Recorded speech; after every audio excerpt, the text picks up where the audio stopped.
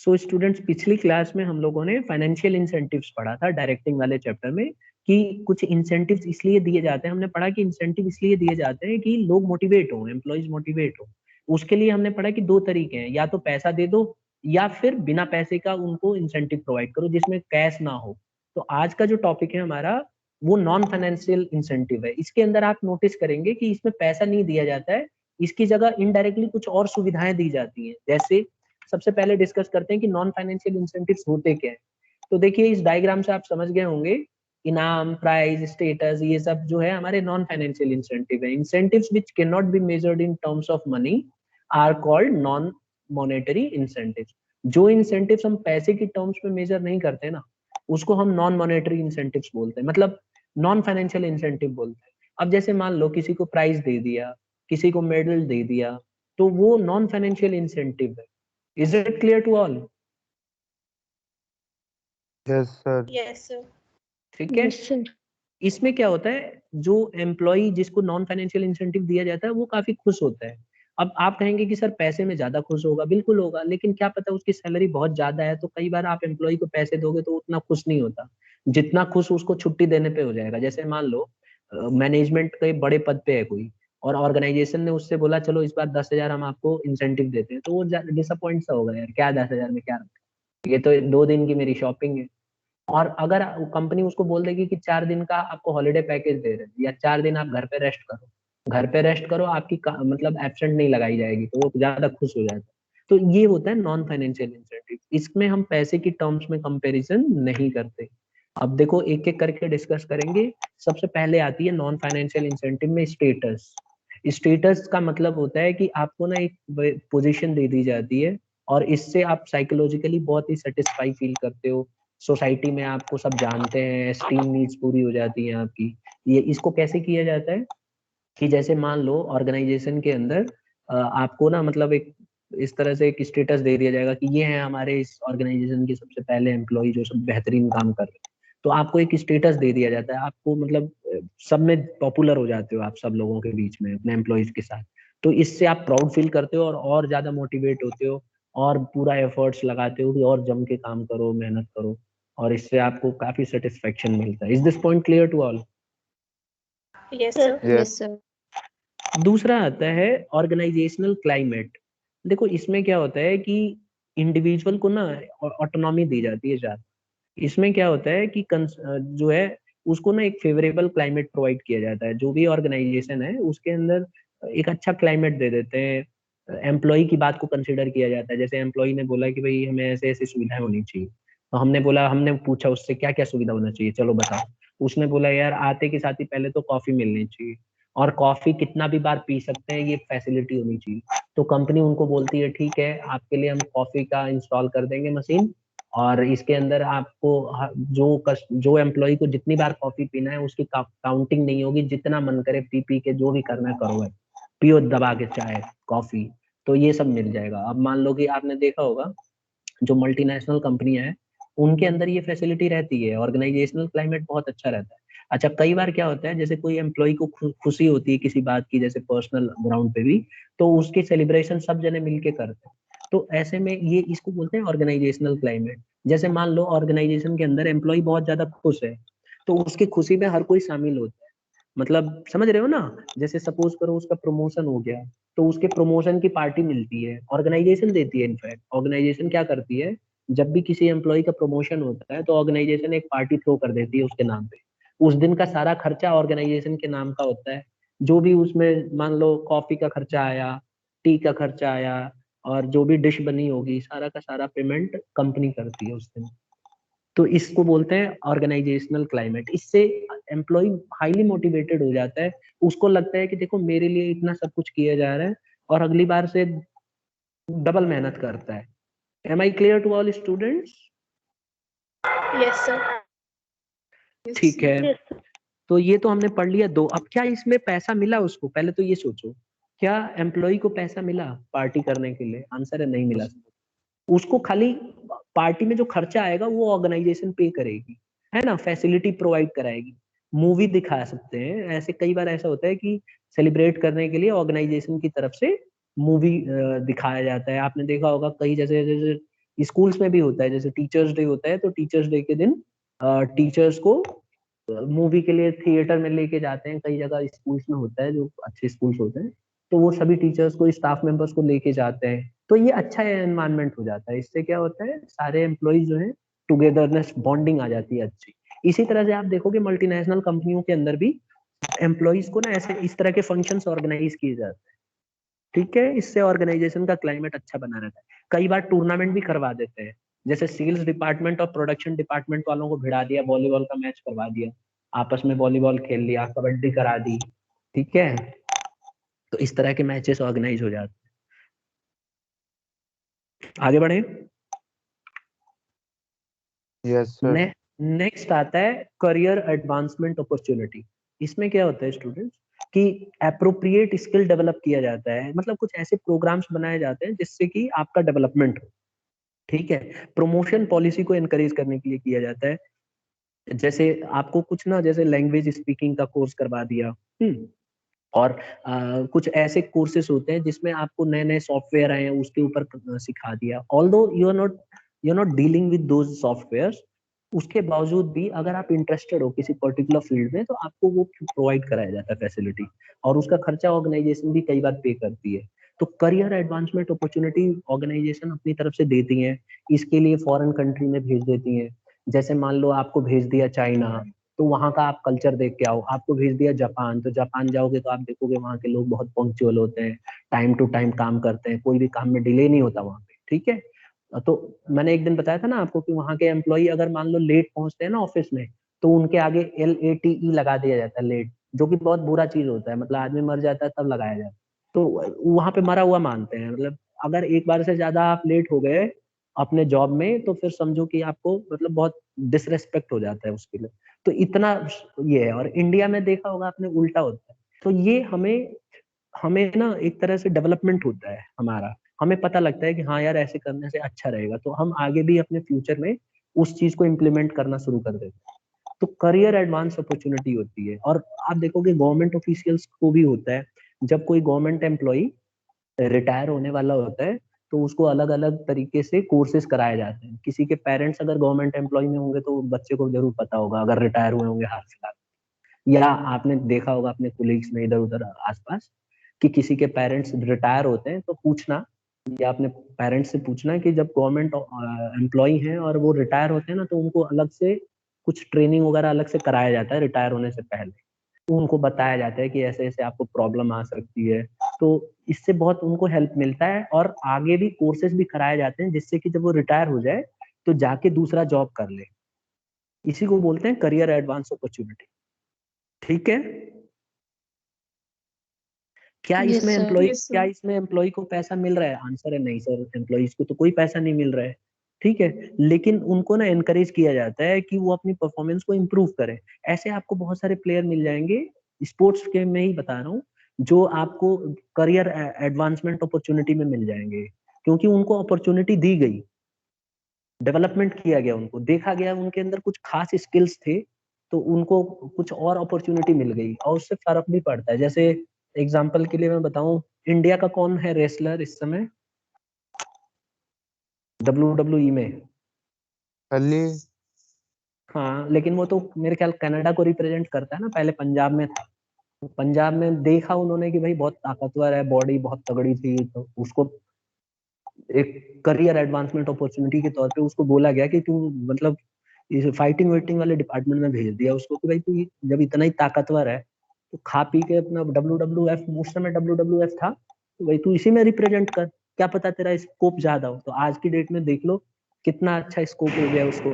अगर वो पुलिस में था ना पहले, पुलिस में रहता तो फिर वही क्या करियर होता उसका।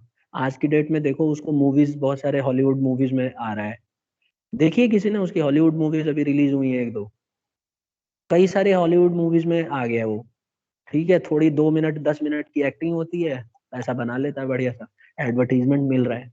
तो इसमें क्या होता है कि हो सकता है कि आपकी स्किल्स देख के ऑर्गेनाइजेशन आपको एडवांस अपॉर्चुनिटी दे करियर बनाने का, तो आप उस करियर में जा सकते हो। ऐसे ही जॉन सीना का भी देखा होगा आपने, जॉन सीना कहाँ का है प्लेयर? WWE में ही है, नहीं पता? पता तो होगा। स्टूडेंट्स, जॉन सीना सुना है नाम? पहले तो ये बताओ यस सर। क्या सर करता है यूएसए जॉन? का। यूएस से मरीन मरीन सील कमांडो था पहले। यू कांट सी मी। एक एक दिन मैंने आपको बताया था ना सील कमांडोज, जो ट्रेनिंग वाला टॉपिक पढ़ा रहा था, तो मैंने बताया था ना सील कमांडो कमांडोज होते हैं जो अमेरिकन आर्मी में है, और उन्होंने ही लादेन को मारा था, तो उसी में ये ट्रेनिंग कर रहा था। लेकिन लास्ट वाली जो ट्रेनिंग मैंने बताई थी ना, जिसमें 10 मिनट पानी में रहना होता है, वो इसने क्विट कर दिया था बोलते हैं। बट इसके देखते हुए कि बहुत अच्छा स्पोर्ट्स में था, तो इसको रेसलिंग में अपॉर्चुनिटी दे दिया नेवी ने। तो इस तरह के करियर अपॉर्चुनिटी एडवांसमेंट आपको दिया जाता है। This is very good for the organisation as well as for the employees. ठीक है, इससे लोग अट्रैक्ट होते हैं। तो जो ऑर्गेनाइजेशन इस तरह के करियर एडवांसमेंट अपॉर्चुनिटी अपने एम्प्लॉय को प्रोवाइड कराता है, उससे एम्प्लॉइज अट्रैक्ट होते हैं और इस तरह की जॉब में जाना पसंद करते हैं। आई होप क्लियर हो गया होगा पॉइंट अब तक। Yes sir. फिर Yes, आता sir. है फिर आता है एक और, नेक्स्ट आता है जॉब एनरिचमेंट। देखो जॉब एनरिचमेंट में क्या होता है कि वर्कर्स को ज्यादा ऑटोनॉमी दी जाती है, ज्यादा रेस्पॉन्सिबिलिटी दी जाती है, ज्यादा अपॉर्चुनिटी और ग्रोथ के ऑप्शंस दिए जाते हैं। तो वो जो है ना, the job itself will become a source of motivation. तो जब आप उनको मतलब उनकी पसंद का जॉब देने लगते हो, जैसे जॉब एनरिचमेंट में क्या होता है, जैसे जब हम मान लो मैं एम्प्लॉय हूँ, मैं कोई जॉब कर रहा हूँ, तो उसी जॉब में मुझे किसी चीज में खास रुचि हो जाती है, तो उसमें क्या होता है, मेरे को उसी तरफ ज्यादा प्रमोट किया जाता है कि मुझे वैरायटी ऑफ वर्क दिया जाता है, जिससे कि मैं ना हर चीज सीख लूं। कई लोग देखो, आप कहीं भी जॉब करोगे लगातार एक ही काम करते रहोगे ना, तो आपको इंटरेस्ट नहीं आएगा। थोड़ा सा उसमें थोड़ा चेंजेस देते रहेंगे तो थोड़ा एक्साइटमेंट रहता है। क्योंकि अब जैसे मान लो मैं पढ़ा रहा हूँ, सपोज करो 12 ईयर से पढ़ाया जा रहा हूँ वही टॉपिक, थोड़ा सा चेंजेस अगर आ जाए तो ज्यादा अच्छा रह जाता है। ठीक है, अब जॉब एनरिचमेंट में यही होता है कि ऑर्गेनाइजेशन कोशिश करती है कि वैरायटी ऑफ वर्क दिया जाए, ठीक है, और वर्कर्स को थोड़ी छूट दी जाए, अपने स्टाइल से वो अपना काम को करें। तो उसमें थोड़ा सा उनको ज्यादा, उससे क्या होता है, एम्प्लॉय अपनी रिस्पॉन्सिबिलिटी भी लेता है और उसको लगता है सकता हूँ, उसको अपने खुद के टैलेंट पे भरोसा होने लगता है कि मैं ऐसे करके और अच्छा क्रिएशन ला सकता हूँ। तो ये सब चीजें देने को ही हम लोग नॉन फाइनेंशियल इंसेंटिव्स बोलते हैं। यानी कि जॉब एनरिचमेंट एक ऐसा तरीका है जिसमें एम्प्लॉय को फ्री हैंड दे दिया जाता है और उसके पसंद के हिसाब से काम दिया जाता है, और उसमें ना बदलाव करते रहते हैं कि अगर उसमें थोड़ा चेंज चाहता है वो अपने, तो उस एक्टिविटी में उसको चेंजेस अलाउ कर दिए जाते हैं। इससे ग्रोथ भी होता है और सीखता भी है। पॉइंट क्लियर है? Yes, sir. Yes sir. एक और आता है नॉन फाइनेंशियल। पहले हम जितना अभी तक हमने पढ़ लिया इनको डिस्कस कर लेते हैं। अभी तक हमने 4 पढ़े। पहला हमने पढ़ा स्टेटस, जिसके अंदर बुला के उसको पूरा सोसाइटी मतलब जितने भी एम्प्लॉई हैं सबके बीच में एक तरह से आप उसको प्राइज दे दो या इस तरह से, तो उसकी जो स्टेटस है वो बढ़ जाता है, सब जानने लगते हैं उसको। दूसरा है ऑर्गेनाइजेशन में अच्छा क्लाइमेट प्रोवाइड कराओ। ठीक है, फेवरेबल क्लाइमेट में मतलब एक सुविधा दे दो उसमें ऑर्गेनाइजेशन के अंदर। फिर करियर एडवांसमेंट अपॉर्चुनिटी में मौका दो सामने वाले को स्किल्स को दिखाने के लिए। और जॉब एनरिचमेंट में वैरायटी ऑफ वर्क प्रोवाइड करो, उसको ज्यादा फ्री हैंड दे दो, उसको ज्यादा वो ज्यादा रेस्पॉन्सिबिलिटी शो करेगा, उसको उसके पास ज्यादा अपॉर्चुनिटी आ जाएगी। अब पांचवा आता है नॉन फाइनेंशियल इंसेंटिव में एम्प्लॉय रिकॉग्निशन प्रोग्राम्स। इसमें क्या होता है, एप्रिसिएशन किया जाता है। ठीक है, इसमें ना पैसा नहीं देते हैं, इसमें बस अप्रिसिएट कर देंगे, बुला के उसकी तारीफ कर देंगे। अच्छा, हो सकता है पब्लिक लेवल पे भी तारीफ कर दें। ठीक है, तो इसमें क्या होता है, रिकॉग्नाइज किया जाता है कि भाई ये एम्प्लॉय हमारा बेस्ट एम्प्लॉय है। तो इससे रिकॉग्निशन मिलती है, सब जानने लगते हैं और उसकी परफॉर्मेंस के हिसाब से, जैसे वॉल ऑफ फेम इस तरह से मेंटर बना दिया आपने उसको। तो जैसे देखो धोनी को बनाया था ना मेंटर, तो इस तरह से तो उसको रिकॉग्निशन मिलता है, तो वो काफी हाईली मोटिवेट हो जाता है। हालांकि उसको पैसे वैसे कुछ नहीं देते, बस उसको एक रिकॉग्निशन दे देते हैं जिससे कि सब जानने लग जाए। फिर एक आता सर है जॉब कैश सिक्योरिटी। इसमें क्या होता है, कैश हाँ फिर अवार्ड बोलो। Cash award cash awards generally यार, इसमें ना कैश मायने नहीं रखता है, इसमें कैश मायने नहीं रखता है। मैं आपको फिर बताऊं, एक्चुअली इसमें थोड़ा सा मैं चेंज कर दूंगा। ये अवार्ड जो होता है ना, मतलब कैश इसमें नॉर्मल, तो देखो आप कभी भी अवार्ड दोगे तो थोड़ा बहुत पैसा दे देते हैं, उसमें थोड़ा सा उसको, लेकिन ऐसा पैसा नहीं देते कि उसका इनकम बढ़ जाए, इस टाइप का पैसा नहीं देते। आप देखो किसी को आप रिवार्ड करते हो तो साथ में लिफाफे में थोड़ा बहुत कैश तो दे ही सकते हो, तो ऐसा भी हो सकता है। लेकिन बेसिक इसका जो मोटिव होता है रिकॉग्निशन, सब उसको जानने लग जाए, पॉपुलैरिटी हो उसका, ठीक है। तो स्टेटस और ये जो काफी क्लोज है। पब्लिकली बड़े वाला चेक देते हैं वो है क्या ये, जो क्या बड़ा चीज सा है? रहता है, पर्सन वगैरह को भी मिलता है? हाँ जी, हाँ जी। जैसे मैच का वो, मैच बनता है कोई, वो चेक मिलता है हाँ बड़ा सा। हाँ, तो देखो मैन ऑफ द मैच से उसको रिकॉग्निशन मिलती है, लेकिन चेक थोड़ा एक मतलब यूं समझ लो, एक ये तो एक मतलब देना चाहिए ना थोड़ा बहुत चेक, तो वो इसलिए इतना बड़ा चेक देते हैं जिससे कि मीडिया में दिखाई दे कि इतने थाउजेंड का कैश मिल गया, उससे थोड़ा सा रिकॉग्निशन मिलती है ना। पैसा मिलने से थोड़ा सा रिकॉग्निशन तो मिलती है, मतलब आपको कैश थोड़ा सा तो देना ही होता है, जैसे चेक के थ्रू दे दो, बट इसमें बहुत ज्यादा ह्यूज अमाउंट नहीं होती। अब आप खुद कई बार आपने सोचा होगा कि प्लेयर्स जो होते हैं आजकल इतने करोड़ों रुपए कमाते हैं एडवर्टीजमेंट से, लेकिन जब मैन ऑफ द मैच मिलता है उनको तो कितना प्राइज मिलता है? 2 लाख, 3 लाख। और इस इनसे क्या मैटर, क्या फर्क पड़ता है इनको? 2 लाख तो नॉर्मल अमाउंट है, 2 लाख प्लेयर के लिए तो जीरो है। मानते हो ना इस बात को? अब जैसे आप देख लो, विराट कोहली है, तो अब इस इंस्टाग्राम कितना देता है विराट कोहली को, बताओ चलो। अगर विराट कोहली एक फोटो डालेगा तो नियर अबाउट मेरे ख्याल 1 करोड़ देते हैं, कितना देते हैं? सर वो तो नहीं पता? पर पोस्ट के अकॉर्डिंग होता है कि मतलब स्पॉन्सरशिप उसको कितना देती है, ब्रांड्स उसको कितना देते होंगे कोलैबोरेशन के टाइम। नहीं रक्षा, आपने एक बार सर्च करके देखो कि विराट कोहली को कितना अलाउ करता है इंस्टाग्राम। जैसे क्रिस्टियानो रोनाल्डो है, तो अगर वो दिन में ना 5 3 से 4 करोड़ फोटो सर। अपलोड कर, हाँ, तो वो दिन में उसको बस इतना फोटो अपलोड करना होता है, कोई भी फोटो कहीं भी। अब मैं यहाँ पे पढ़ा रहा हूँ, पता चला स्कूल के बड़ा होके एक सेल्फी जैसे ही डालूंगा 1 करोड़ 2 करोड़ मिल जाएगा मेरे को। मतलब मेरे को तो कुछ नहीं मिलेगा, मेरे को बस अपना फोन की बैटरी खराब होगी, और कुछ मिलना उलना कुछ नहीं है। लेकिन जो प्लेयर होते हैं इनको रिकॉग्निशन इस तरह से मिलता है, तो इन लोगों के साथ एग्रीमेंट होता है कंपनी का, तो प्राइस दे देती है, तो इससे रिकॉग्निशन भी मिलता है। कुल मिला के एम्प्लॉय रिकॉग्निशन प्रोग्राम एक ऐसा तरीका है जिसमें एम्प्लॉय को एक्नॉलेज किया जाता है और उसकी तारीफ की जाती है दूसरों के बीच। अब तारीफ करने का तरीका क्या है? तारीफ करने का तरीका यह है कि उसको बुला के अप्रिशिएट कर दो कि ये हमारे ऑर्गेनाइजेशन में सबसे बढ़िया काम किया है इन्होंने, और एक छोटा सा गिफ्ट दे दो उसको, और थोड़ा कैश रिवार्ड देना है तो दे दो। ठीक है, जनरली वॉल ऑफ फेम, मतलब फेम मिलता है उसका। ठीक है। और रही बात जो मैं आपको बता रहा था, इंस्टाग्राम मेरे ख्याल से करोड़ रुपए से भी ज्यादा देता है, किसी ने सर चेक किया? 5 करोड़, 5 करोड़। सर 5 करोड़। एक पोस्ट का? Yes sir, over yes 5 sir. Crore आ रहा है हाँ, गूगल 5 पे। करोड़ आ रहा है, तो फोटो अपलोड करने के ऊपर है, कुछ लिमिट है। क्रिस्टियानो का मुझे पता है, क्रिस्टियानो रोनाल्डो का, उसको वो पोस्ट करता है ना, तो जितने फोटो करेगा उसके हिसाब से इंस्टाग्राम दे।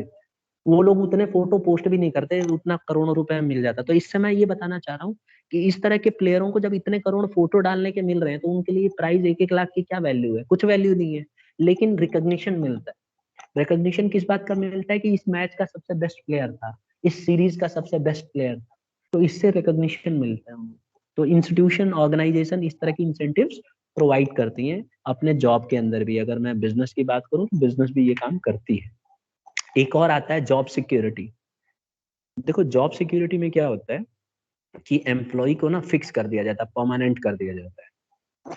तो कई ऑर्गेनाइजेशन क्या करती हैं कि जब एम्प्लॉय अच्छा काम कर रहा होता है या कुछ दिन तक रुक जाता है ऑर्गेनाइजेशन के अंदर, तो ऑटोमेटिकली उसका परमानेंट कर दिया जाता है। इससे क्या होता है, उसकी जॉब सिक्योर हो जाती है। जब तक वो नहीं चाहेगा, जब तक वो ऑर्गेनाइजेशन उसको निकाल नहीं सकती। इस तरह की एक फायदे होते हैं। हालांकि इसमें पैसा उसको कुछ नहीं मिल रहा है, लेकिन उसको परमानेंट कर दिया जाता है, तो वो फिक्स हो जाता है कि भाई उसको जॉब से निकाला नहीं जाएगा। तो एक तरह से वो सेफ महसूस करता है, कॉन्फिडेंट महसूस करता है। तो आप देखेंगे कई जगह ऑर्गेनाइजेशंस क्या करती हैं स्पेशल ओकेशंस में, या उनके अपने टर्म्स कंडीशंस होते हैं कि अगर आप किसी ऑर्गेनाइजेशन में 3 साल या 4 साल तक लगातार रुक जाओगे, तो उनकी अपनी पॉलिसी हो सकती है ऑर्गेनाइजेशन की कि हम आपको परमानेंट कर दें। तो इसी बहाने जब ऑर्गेनाइजेशन के अंदर वो एम्प्लॉय 3 साल 4 साल अच्छा काम करता है, तो उसको परमानेंट कर दिया जाता है। अब ये डिपेंड करता है ऑर्गेनाइजेशन टू ऑर्गेनाइजेशन। ठीक है, आप देखोगे आपके भाई बहन कई कंपनियों में जॉब करते हैं, अगर लगे होंगे, तो उनको भी बताया जाता है कि पहले 2 साल उनका टेम्पररी रहता है, फिर बाद में परमानेंट हो जाता है, तो उनको कोई निकाल नहीं सकता जॉब से, ठीक है, और सैलरी भी बढ़ जाती है, तो इसको बोलते हैं job security. Am I clear? Yes sir. तो स्कूल में भी होता है? हाँ जी बिल्कुल, स्कूल्स में भी होता है। आपको परमानेंट? अब पर्सनल ना ही पूछो तो ठीक है। परमानेंट जनरली देखो, ये तो मैं फिर वही बता रहा हूँ ना, ऑर्गेनाइजेशन टू ऑर्गेनाइजेशन होता है, बट जनरली गवर्नमेंट के रूल्स होते हैं कि भाई अगर किसी ऑर्गेनाइजेशन में कोई एम्प्लॉय एक पर्टिकुलर पीरियड ऑफ टाइम के लिए रुक गया तो फिर उसको परमानेंट ही माना जाता है, ठीक है। मतलब देखो, परमानेंट। अब मैं फिर वही बोल रहा हूँ, पर्सनल नहीं हम डिस्कस कर रहे हैं, बस एक हम ओवरव्यू बता रहे हैं। अब ऑर्गेनाइजेशन टू ऑर्गेनाइजेशन का मतलब समझे, किसी ऑर्गेनाइजेशन में अलाउ होता है, किसी में नहीं, ठीक है। और वैसे भी गवर्नमेंट जॉब में भी परमानेंट नाम का कुछ खास नहीं होता। परमानेंट देखो, जॉब सिक्योरिटी में ये है कि आपकी जॉब सिक्योर है, बट अगर आप गलत काम करोगे, ऑर्गेनाइजेशन में कुछ मिस्टेक्स करोगे, तो आप कभी भी निकल सकते हो। इनफैक्ट आप देखो, पुलिस वालों को भी देख लो, या आईएएस ऑफिसर्स को भी देख लो, या किसी भी पोस्ट पे देख लो, जॉब सिक्योरिटी होती है, नहीं निकलते हो। लेकिन अगर जो एग्रीमेंट हुआ है उसको मिसकंडक्ट कर रहे होंगे या इस तरह से कभी पाए गए, तो फिर उनकी नौकरी खतरे में आ सकती है, ठीक है। तो जॉब सिक्योरिटी है। अब जैसे कल एक दो दिन का न्यूज देख रहे होगे, प्राइम मिनिस्टर वाला, जो पंजाब में गए थे यस सर। प्राइम मिनिस्टर, तो उसमें क्या दिखा रहे हैं कि प्राइम मिनिस्टर की सिक्योरिटी बहुत टाइट होती है, कम से कम 10,000 एम्प्लॉइज उनकी सिक्योरिटी में रहते हैं। अभी क्या हुआ वहां पे, डिबेट चल रही है कि पुलिस वाले जो है चाय पी रहे थे उनके साथ। तो वो सब जो है प्रॉब्लम्स, अब उनकी इंक्वायरी जब होगी और अगर मिसलीड करते हुए पाए गए, तो उनको हम पेमेंट, मतलब उनको जॉब से निकाला जा सकता है, क्योंकि ब्रीच ऑफ एग्रीमेंट हो गया ना, आपने अपनी ड्यूटी ढंग से नहीं पूरी की, तो आपको पनिशमेंट हो सकती है और निकाला भी जा सकता है। Am I clear? Yes sir. Yes sir. ठीक है। अब नेक्स्ट आता है एम्प्लॉइज पार्टिसिपेशन। इसमें क्या बताया गया है स्टूडेंट्स की, involving employees in decision making is a means of motivation. कई बार क्या होता है, ऑर्गेनाइजेशन क्या करती है कि मोटिवेट करती है अपने एम्प्लॉइज को कि आप पार्टिसिपेट करो डिसीजन लेने में। तो जो भी डिसीजंस लेती है ना ऑर्गेनाइजेशन, उसमें एम्प्लॉय को पूछ लेती है कि आपका क्या व्यू है, आप क्या चाहते हो। तो एम्प्लॉइज जो है ना अपने व्यूज रख सकते हैं उसमें, और उनके व्यूज को कई बार माना जाता है, ऑर्गेनाइजेशन उसको एक्सेप्ट कर लेती है। इसको बोलते हैं employees participation. Am I clear? Yes sir. इससे आपको क्या लगता है कि ऑर्गेनाइजेशन जो है, इसमें एम्प्लॉइज ना मोटिवेट होंगे, क्योंकि उनकी जब बात सुनी जाएगी ना ऑर्गेनाइजेशन के अंदर, तो उनको एक इनर सेल्फ आता है कि यार मेरी बात सुनी गई, तो वो कई अच्छे सजेशंस भी दे सकते हैं। तो ये भी एक तरीका है इसमें। if you see, the organization is not paying any money, okay, instead what they are doing is they are just asking their suggestions, and if the employee give their suggestions, that suggestion will be taken, and once the suggestion is accepted, then the employees are going to follow all those rules and regulations, because they are the one who have agreed to it. उन्होंने खुद suggestion दिए थे, तो वो अपने suggestion को कैसे ठुकरा सकते। तो इसीलिए इससे ये फायदा भी होता है ऑर्गेनाइजेशन। जैसे सबको पार्टिसिपेट करके चलोगे ना एम्प्लॉइज को, तो सारे एम्प्लॉइज हाँ हाँ बोल देते हैं, तो उसमें ये होता है कि भाई अपनी ही कही गई बात को नहीं टालते हो, तो एग्रेशन नहीं रहता वहाँ, वहाँ सब मानते हैं बात। एक और आता है एम्प्लॉय एम्पावरमेंट। अगर आप देखेंगे एम्प्लॉय एम्पावरमेंट लास्ट वाला है, नॉन फाइनेंशियल इंसेंटिव। इसमें क्या बताया गया है कि giving more autonomy, power, responsibility to subordinates. Subordinates को ज्यादा पावर दिया जाता है। देखो, उस पीछे हमने पढ़ा, उससे कंफ्यूज मत होना। एम्प्लॉय एम्पावरमेंट में क्या होता है कि सबॉर्डिनेट को थोड़ा ज्यादा पावर दे दिया जाता है। इससे क्या होता है कि वो ज्यादा कंट्रीब्यूट करता है ऑर्गेनाइजेशन, तो जो भी सीनियर होगा कुछ कुछ काम उसको देता रहेगा और उससे काम करवाता भी रहेगा, तो इसमें कंट्रीब्यूशन सबका आ जाता है। तो ये भी एक अच्छा तरीका है जिसमें आप अपनी पावर दूसरे को दे रहे हो, तो इससे उसको लगता है कि यार मेरे ऊपर कॉन्फिडेंस शो कर रहे हैं लोग, और फिर वो अपना 100% एफर्ट देना शुरू कर देता है। Is this point clear to all? Yes sir. ठीक है Yes, स्टूडेंट, sir. तो आज की क्लास में हमने नॉन फाइनेंशियल इंसेंटिव किया, और नॉन फाइनेंशियल इंसेंटिव में हमने ये 8 पॉइंट पढ़े, जो देखा जाए तो सर पैसे नहीं देते इसमें, लेकिन आपको मोटिवेट करते हैं ये सारे। हाँ बोलो। जॉब एनरिचमेंट और एम्प्लॉय एम्पावरमेंट में डिफरेंस बता दो। देखो, एम्प्लॉय एम्पावरमेंट में क्या होता है कि सबॉर्डिनेट और सुपीरियर का इन्वॉल्वमेंट होता है इसमें, ठीक है। इसमें क्या होता है कि जो सीनियर है ना, अपने जूनियर को कुछ पावर्स दे देता है कि यार तू ये वाला काम कर दे, और जो काम उसका सीनियर कर रहा है ना, वही वाले पावर ऑटोमेटिकली ट्रांसफर हो जाते हैं उसके पास। यानी कि जो उसके काम के दायरे से बाहर था वो काम वो कर रहा होता है जो उसका सीनियर करना चाहिए था। तो इससे क्या होता है कि लगता है उसको कि यार मेरे पे कॉन्फिडेंस दिखा रहे हैं और मैं अगला काम कर सकता हूँ, तो अगली बार जब उसको प्रमोशन मिलता है तो वो काम को बखूबी कर पाता है। ठीक है ना? तो इसको बोलते हैं एम्प्लॉय एम्पावरमेंट, यानी कि you are giving powers to the employees. ठीक है? और जॉब एनरिचमेंट थोड़ा अलग है। अगर आप देखोगे ना जॉब एनरिचमेंट, तो जॉब एनरिचमेंट में क्या होता है कि वैरायटी ऑफ वर्क दिया जाता है और वर्कर्स को ज्यादा पावर मतलब ऑटोनॉमी, छूट दी जाती है।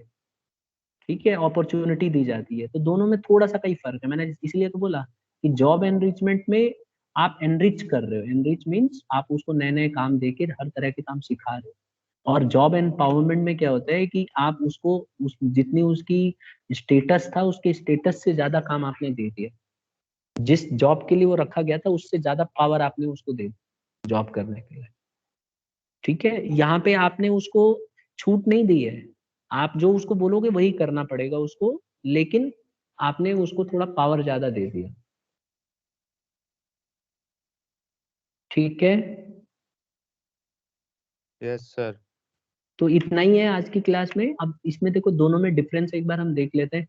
जो हमने इंसेंटिव्स पढ़ा था, एक तो हमने कल पिछली क्लास में हमने फाइनेंशियल इंसेंटिव पढ़ा था, आज हमने नॉन फाइनेंशियल इंसेंटिव पढ़ा है। इनमें क्वेश्चन बनते हैं, अगर आप ध्यान से देखो तो फाइनेंशियल इंसेंटिव जो हमने पिछली क्लास में पढ़ा था, सब के सब में पैसा मिल रहा था, बोनस, प्रॉफिट शेयरिंग, को पार्ट। लेकिन आज वाला जो हमने पढ़ा इसमें पैसा नहीं मिलता है, इसमें अप्रिसिएशन मिलता है, स्टेटस देते हैं, आपका करियर एडवांस करने की कोशिश की जाती है, आपको रिकॉग्निशन मिलता है। ठीक है? तो ये सारी चीज थी आज की क्लास। Excuse me sir. हाँ बोलो बोलो। सर मैं क्लास में थी जब आपने बोला था ना। कोई बात नहीं, ठीक है। तो आज इतने पे ही खत्म करते हैं। ठीक है? मैं रिकॉर्डिंग आपको बाद में भेज दूंगा।